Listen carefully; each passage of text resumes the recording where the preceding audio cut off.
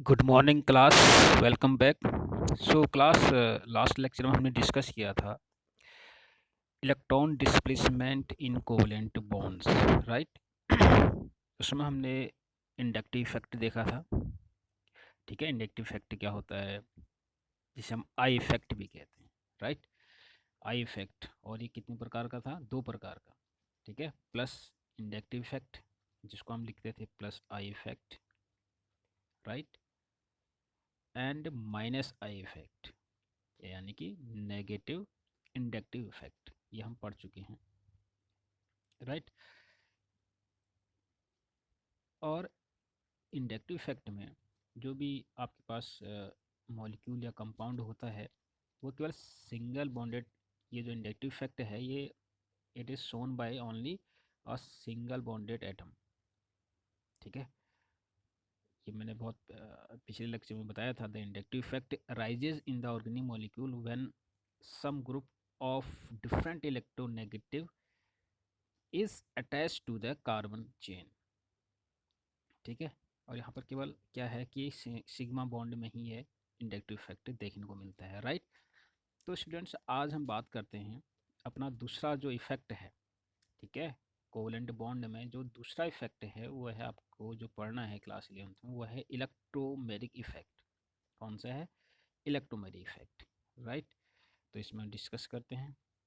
तो electromeric effect, पहली बात तो ये है कि जो हमारे पास डबल बॉन्डेड कंपाउंड होंगे या फिर कोवलेंट बॉन्ड होंगे, कोवलेंट कंपाउंड होंगे, उनमें ये होता है। ठीक है, इलेक्ट्रोमेरिक इफेक्ट को हम जनरली रिप्रेजेंट करते हैं, इसको हम लिख सकते हैं, जैसे हमने इंडक्टिव इफेक्ट को आई इफेक्ट से लिखा था, तो इसको हम लिख सकते हैं इन simply E effect, right. E effect, inductive effect.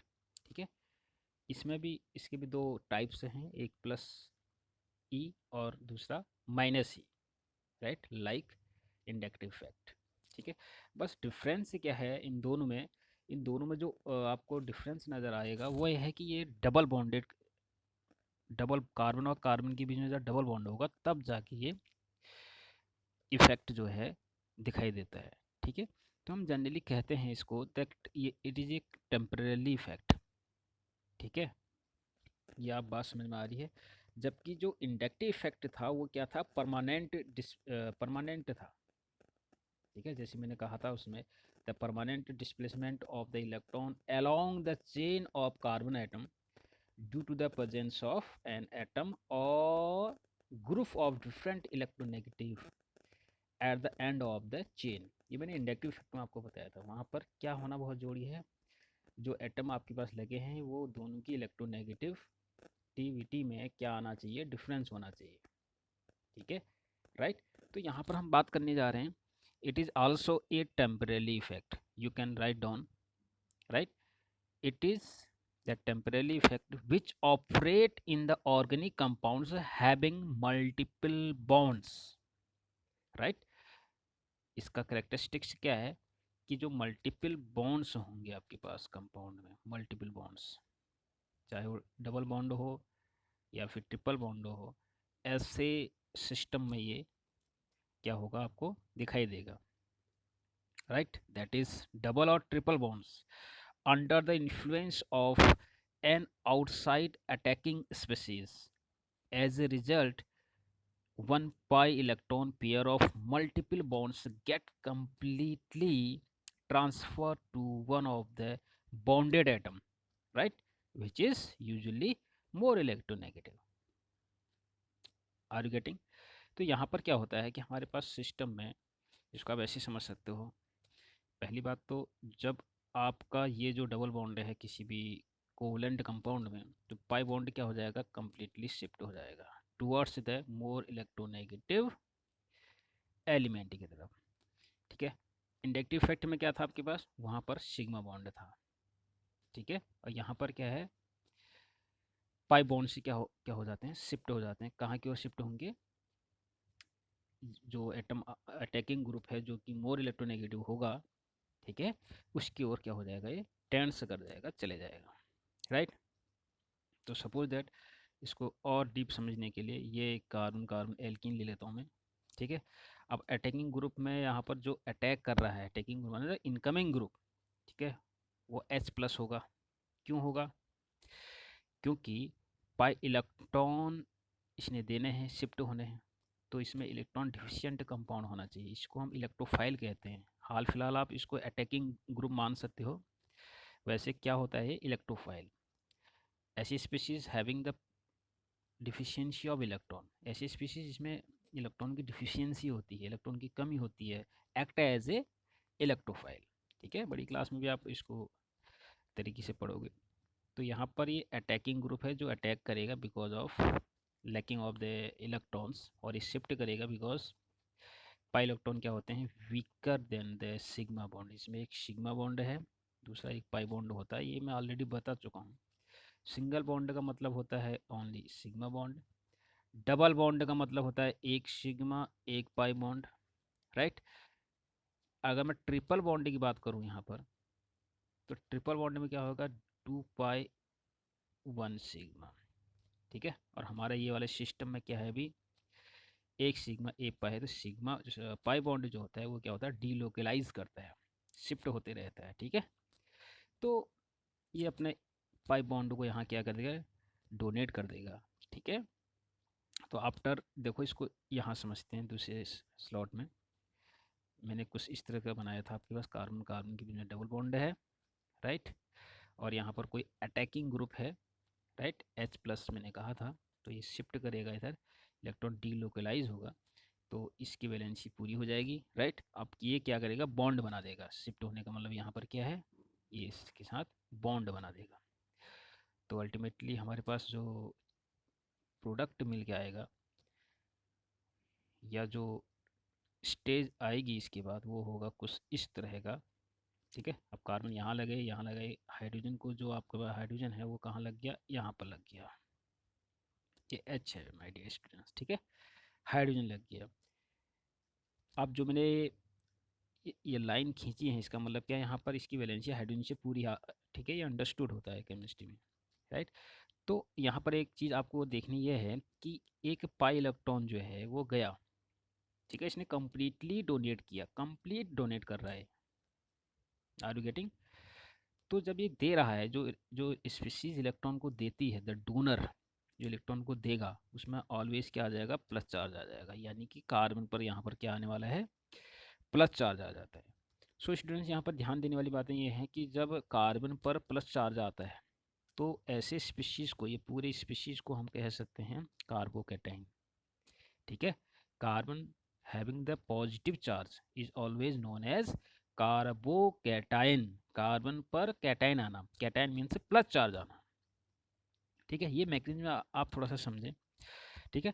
Electromeric is nothing but it is a temporarily effect है, टेम्परेली इफेक्ट क्यों है ऑलरेडी अभी मैं डिस्कस करने जा रहा हूँ, ठीक है, राइट।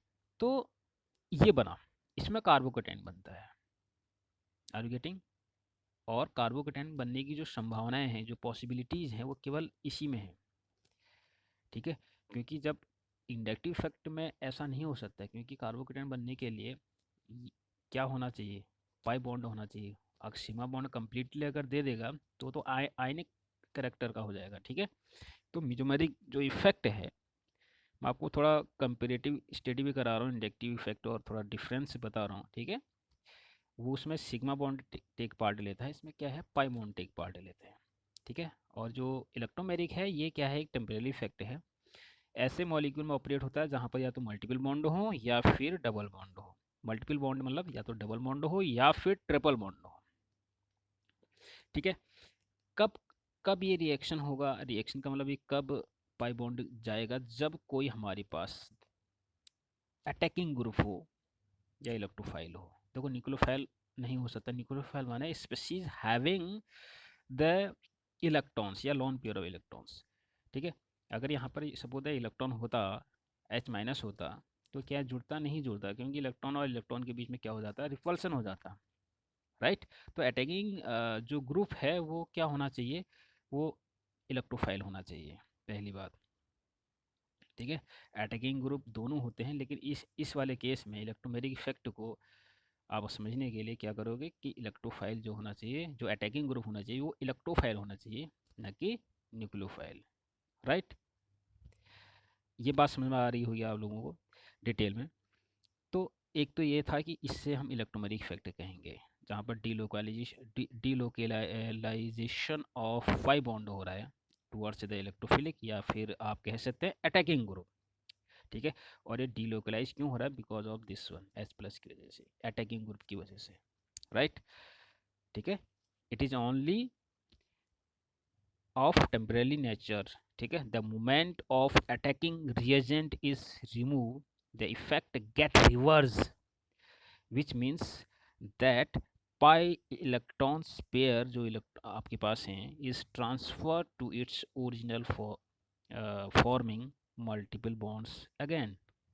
ठीक है, अब यहाँ पर बात क्या है कि अगर मैं इसको हटा दूँ, अगर ये नहीं, इसको हटा दूँ थोड़ी देर के लिए, अब क्या होगा, फिर जो इलेक्ट्रॉन यहाँ पर गए थे वो क्या हो जाएंगे? अब इसको यह हट गया सपोज, इसको आप ऐसे समझें, हमारे पास कुछ प्रोडक्ट क्या बना था, कार्बन हमारे पास प्रोडक्ट ये था, कार्बन था। Right, carbon, single bond carbon, यहाँ पर H था। ठीक, और कुछ ऐसा था, ये प्लस बना था। अगर ये इसको हम हटा दें, ठीक है, ये अपना इलेक्ट्रॉन यहाँ दे जाएगा पाई बॉन्ड, और H प्लस बाहर निकल जाएगा, तो मेरे पास कौन सी स्थिति बनेगी? पहली वाली स्थिति बन जाएगी जो मेरे पास पहले था, यानी कि यहाँ से हट गया। ठीक है, तो यहाँ तक क्या आ जाएगा? डबल बॉन्ड आ जाएगा, और ये H प्लस के रूप में बाहर चले जाएगा। बस अटैकिंग ग्रुप अगर हम हटा दें तो फिर हमको ओरिजिनल मॉलिक्यूल मिल जाएगा जो पहले था। राइट, इसलिए टेम्परेरी नेचर का है। Are you getting? Temporary nature का था, जबकि जो इंडक्टिव इफेक्ट होता है वो क्या होता है? परमानेंट होता है, परमानेंट डिस्प्लेसमेंट होता है। ये किस प्रकार का डिस्प्लेसमेंट है? टेम्परेरी है। ठीक है, यानी कि अटैकिंग ग्रुप को अब हम हटा देंगे तो फिर क्या करेगा? पाई जो इलेक्ट्रॉन लिए हैं उसने, दो इलेक्ट्रॉन, वो क्या हो जाएंगे? कार्बन पर चले जाएंगे, कार्बन फिर अपना ओरिजिनल जैसा था पहले वैसे ही हो जाएगा। ठीक है, राइट। अब ऐसा क्यों होगा? एच जो है ये यहाँ पर आप देख सकते हैं, ये एच जो यहाँ पर जुड़ा था ऐसा क्यों करेगा? Because of this one, कार्बो cation है, इसको इलेक्ट्रॉन की आवश्यकता है तो ये इलेक्ट्रॉन को खींचेगा। ठीक है, क्योंकि इलेक्ट्रॉन वो इसने दिए थे तो ये इलेक्ट्रॉन को फिर खींच देगा, खींचेगा तो H प्लस क्या हो जाएगा? रिमूव हो जाएगा। ठीक है, ये वाली जो कंडीशन है ये अनस्टेबिलिटी दिखाता है। ठीक है, इन केमिस्ट्री अगर किसी कंपाउंड के ऊपर या मॉलिक्यूल के ऊपर कोई चार्जेस अगर होता है, चाहे वो माइनस चार्ज हो या प्लस चार्ज हो, ठीक है, तो वो अनस्टेबिलिटी दिखाता है। ठीक, तो चार्ज को कम करने का एक ही तरीका है कि इलेक्ट्रॉन को यहाँ बहुत इजीली तरीके से क्या करेगा? अट्रैक्ट करेगा, खींच लेगा अपने पाई बॉन्ड को, और ये H प्लस फिर बाहर चले जाएगा। ठीक है, राइट। तो अनस्टेबिलिटी का मतलब है अगर कंपाउंड हैविंग एनी चार्ज, अगर किसी कंपाउंड के ऊपर चार्ज है, इट मीन्स वो अनस्टेबल है, चाहे वो माइनस चार्ज हो या प्लस चार्ज हो, इवन फ्री रेडिकल भी। इसलिए ये क्या होते हैं? मोर रिएक्टिव होते हैं। ठीक है, ताकि रिएक्शन करने के बाद क्या हो जाएगा? ये सेटिस्फाई हो जाएगा। ठीक, चार्जेस क्या हो जाएंगे? रिड्यूस हो जाते हैं। राइट, अब बात करते हैं इसके जो टाइप्स है। एक तो प्लस ई होता है, यानी कि आपके पास पॉजिटिव इंडक्टिव इफेक्ट होता है। If pi electron pair of multiple bonds transfer to the atom, right, to which the attacking reagent get attached, then this effect is known as plus E effect। ठीक है, इसको एक example के तौर से मैं समझा रहा हूँ। जैसे मेरे पास suppose that CH3CH double bond CH2, और यहाँ पर कोई अटैकिंग ग्रुप है H प्लस, तो ये इलेक्ट्रॉन जो है शिफ्ट होगा किसकी ओर? H प्लस की ओर। ठीक है, पाई इलेक्ट्रॉन होगा। ठीक है, ये प्रोपीन है, normally this is the propene because having 3 carbon and 1 ईन का मतलब है यहाँ पर डबल बॉन्ड। ठीक है, तो प्रोपीन हम इसको लिख सकते हैं। राइट, ये बात समझ में आ रही है? तो इलेक्ट्रॉन कहाँ की ओर जा रहे हैं? H प्लस की ओर आ रहे हैं। ना कि एच प्लस से आ रहा है। ठीक है, तो मेरे पास जो बनेगा CH3, अब यहाँ पर क्या है कि एक ये वाले कार्बन पर क्या आ जाएगा, प्लस चार्ज आ जाएगा यहाँ पर। क्यों आएगा, क्योंकि उसका इलेक्ट्रॉन जो है वो क्या हो गया है, चले गया है। ठीक है, और H यहाँ पर जुड़ जाएगा। ठीक है, तो ये CH3 हो जाएगा। तो ये क्या बना, कार्बोकेटाइन तो है, लेकिन किस प्रकार का कार्बोकेटाइन है, आइसोप्रोपिल। आइसो मीन्स ये कार्बन को देखो, सेंटर वाले कार्बन को देखो, यहाँ पर एक CH3 और दूसरा CH3 लगा है ग्रुप। आइसो मीन्स होता है same, carbon having the same group, same alkyl group, right. और अगर कार्बन में प्लस है तो कार्बोकेटाइन, तो ये होगा iso propyl carbocation, right. Right, ये बात समझ में आ रही। और यहाँ पर ये ध्यान देने वाली बात है, क्या है कि in this case CH3 group has plus I effect, inductive effect, right, and pi electron shift can take place only to right. ठीक है, हाल फिलहाल आप क्या इंडक्टिव फैक्टर को, सॉरी इलेक्ट्रोमैटिक फैक्टर को समझो कि इलेक्ट्रॉन का जो मूवमेंट हो रहा है वो कहाँ की ओर हो रहा है, वो हो रहा है अटैकिंग ग्रुप की ओर। ठीक है, इस प्रकार का अगर आपको देखने को नज़र में आ रहा है, होता है, घटना ऐसी होती है।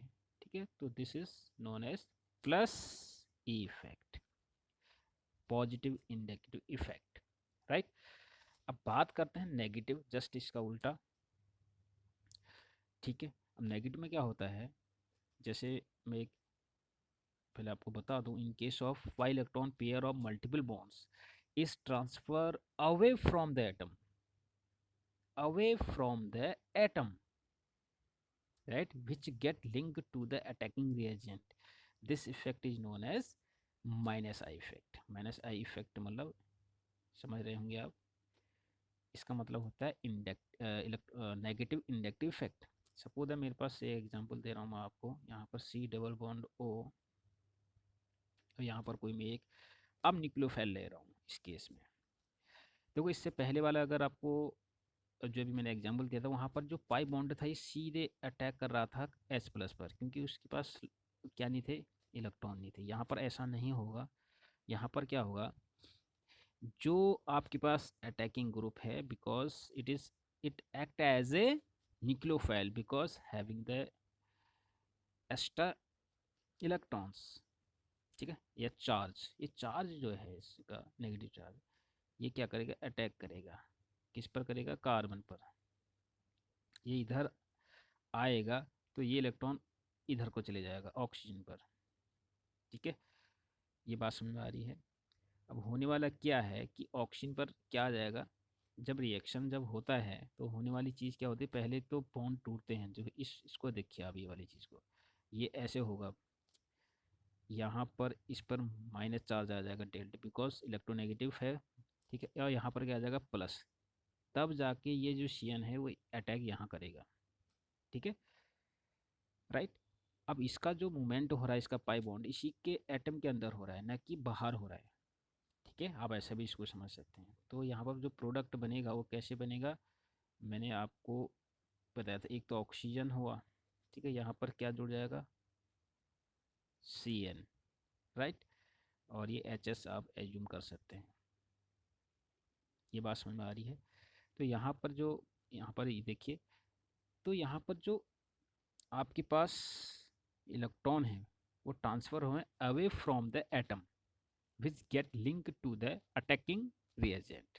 ठीक है, तो ये तो था आपके पास इंडक्टिव सॉरी इलेक्ट्रोमैग्नेटिक इफेक्ट और इसके टाइप्स, राइट। बस आपको डिफरेंस क्या याद करना है इंडक्टिव एंड इलेक्ट्रोमैग्नेटिक में, कि वो सिग्मा वाले कंपाउंड में होता है, ऐसे ऐसे कंपाउंड, ऑर्गेनिक कंपाउंड जिसमें क्या हो, केवल सिग्मा बॉन्ड हो, वहाँ पर पॉसिबल है।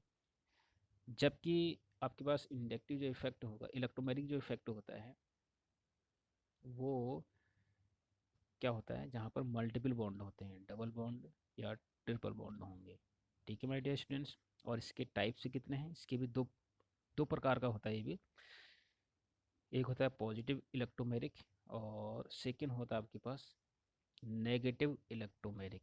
ठीक है, पॉजिटिव का मतलब होता है अगर इलेक्ट्रॉन जो है ट्रांसफ़र हो रहे हैं, डीलोकलाइज हो रहे हैं towards the towards the attacking group, ठीक है। और माइनस का मतलब क्या है, माइनस ई इफेक्ट का मतलब है जब अटैकिंग ग्रुप से जो है अटैक हो रहा है सिस्टम की ओर, ठीक है। Are you getting?